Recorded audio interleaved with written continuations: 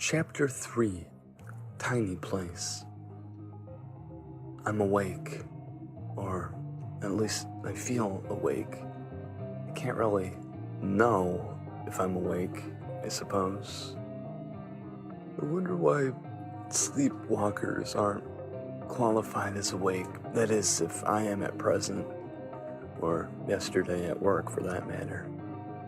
I wonder if sleepwalkers still undergo the vital protein synthesis processes while sleepwalking. I wonder what happens to sleepwalkers if they have one of those falling down dreams while moseying about the house.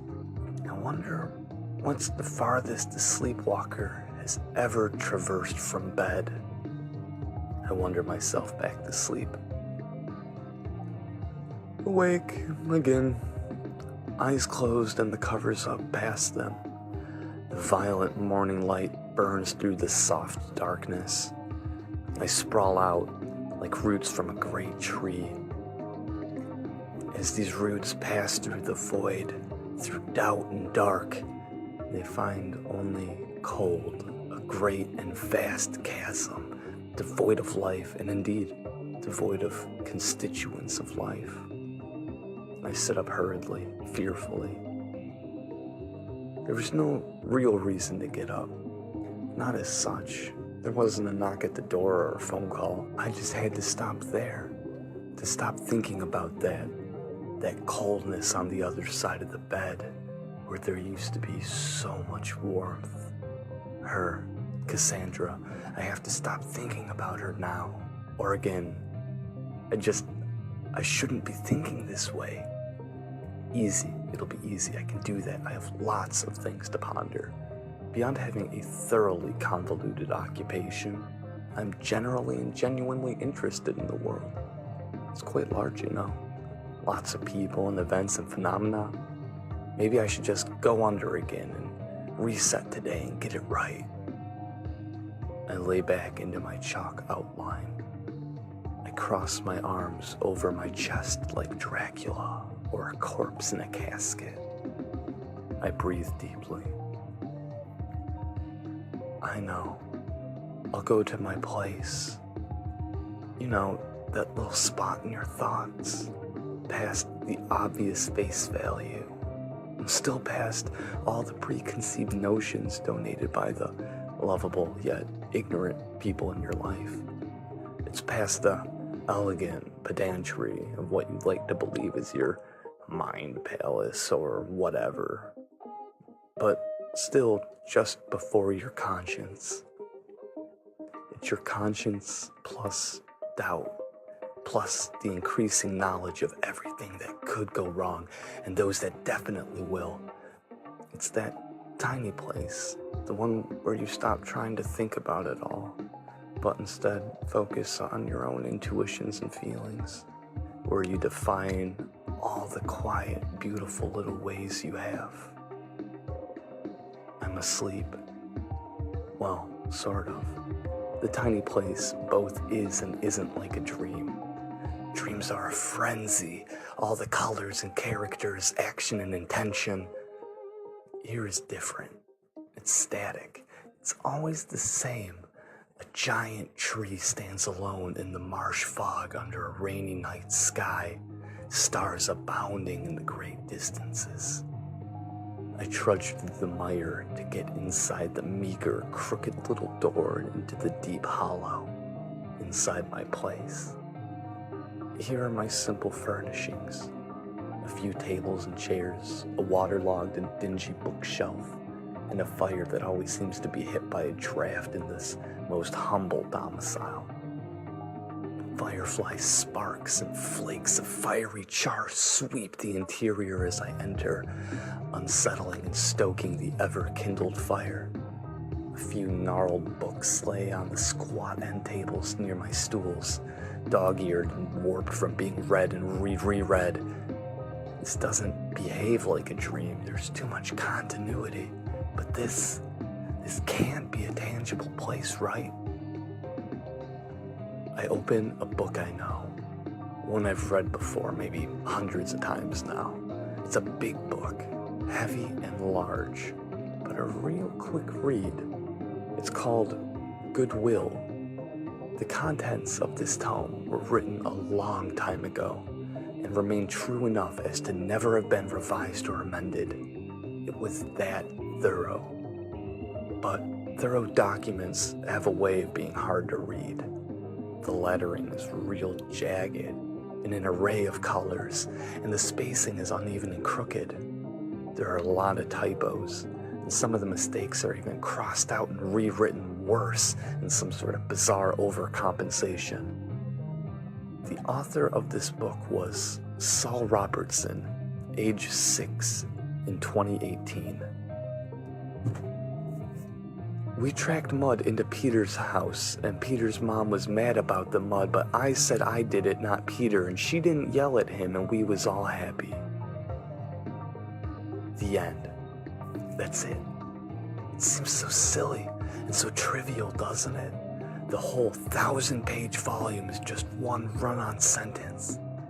It's how I've defined goodwill to myself as a human, as a sentience capable of empathy. I think the reason the book is so large is because it's important to me.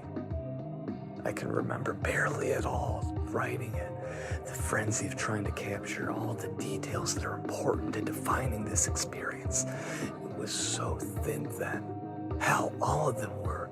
I knew so little about it, so little about any and all of it. Life and friendship, love and loss and escape. And no matter what you or anyone says, I don't need a deeper definition.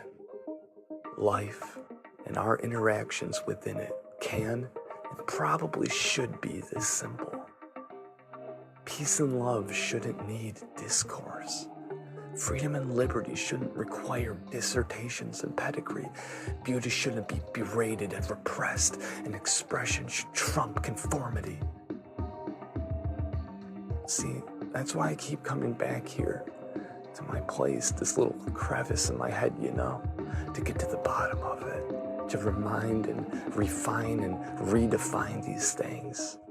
They're important, I think, even if they're small and a little blind to the world, or cold and a little hurt.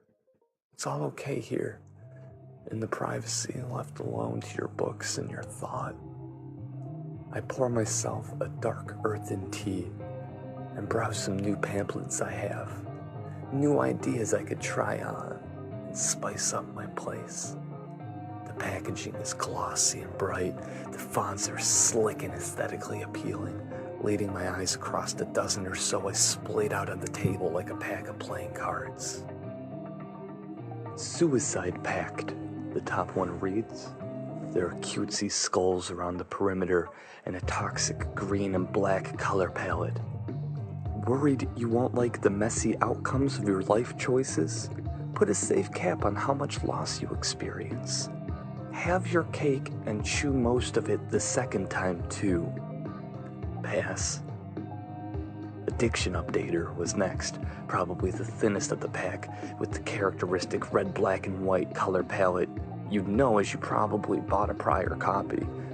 These were annual periodicals, spam mail of sorts, but impressive nevertheless how widespread the demographics they hit.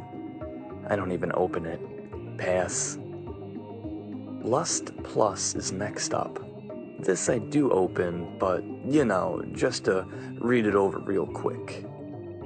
There's no lettering inside, and all the pages were full of lewd and suggestive content.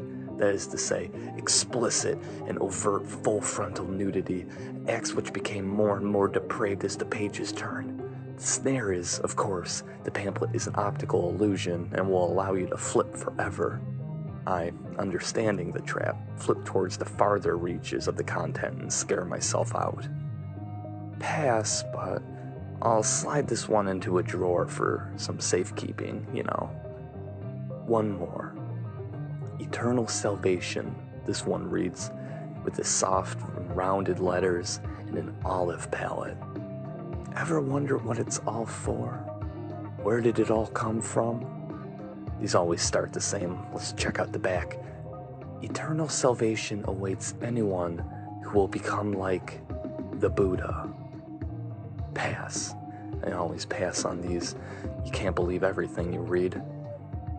I slide the other pamphlets across the table for later consideration and throw the rejects into the fire.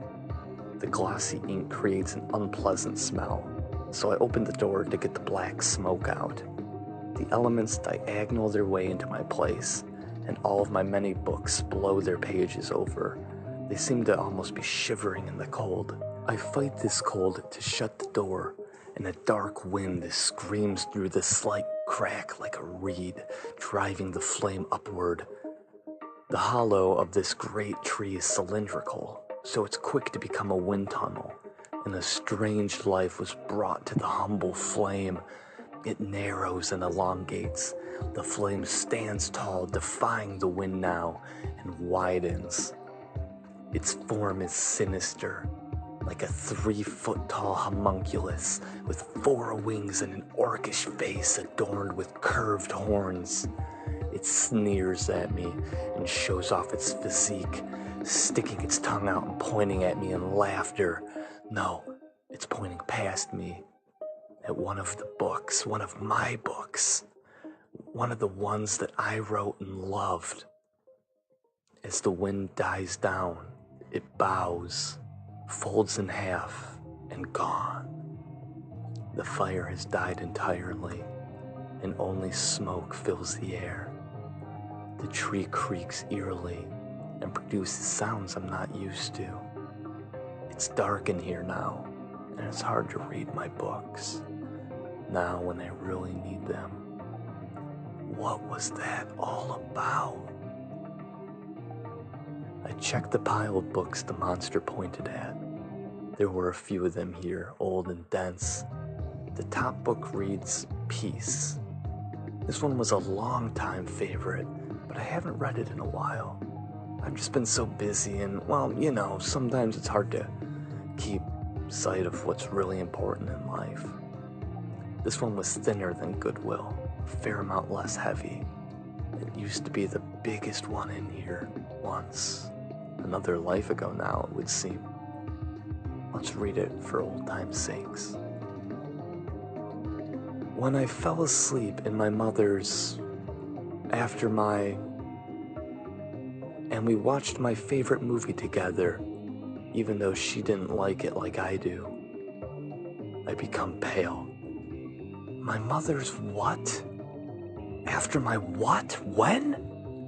The words in this ancient tome have been removed, not merely erased or altered, but burnt out. Little cigarette burns in the gold-hemmed paper that leave only fine yellow craters in the blank space. Along the spine of the book are more burns, but these are shaped like hands. My hands fit right into the smooth gouges.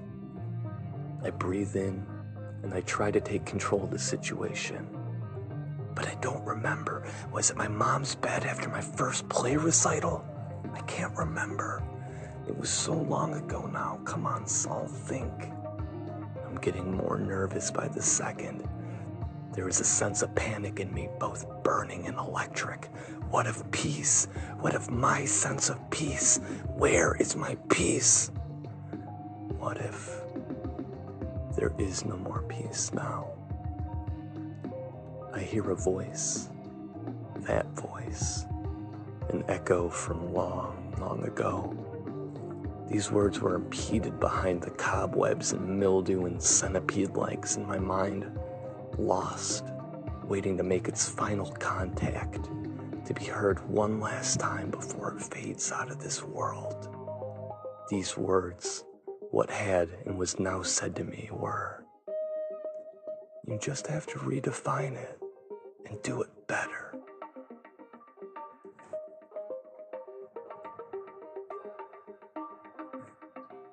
Hey, he's gone now. Green Eyes opens up in the darkness. Finally, do you think he gets it? Asked Brown.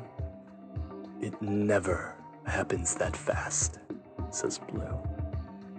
What do you think we should do? I guess we'll just have to wait. Waiting is the only thing I won't do.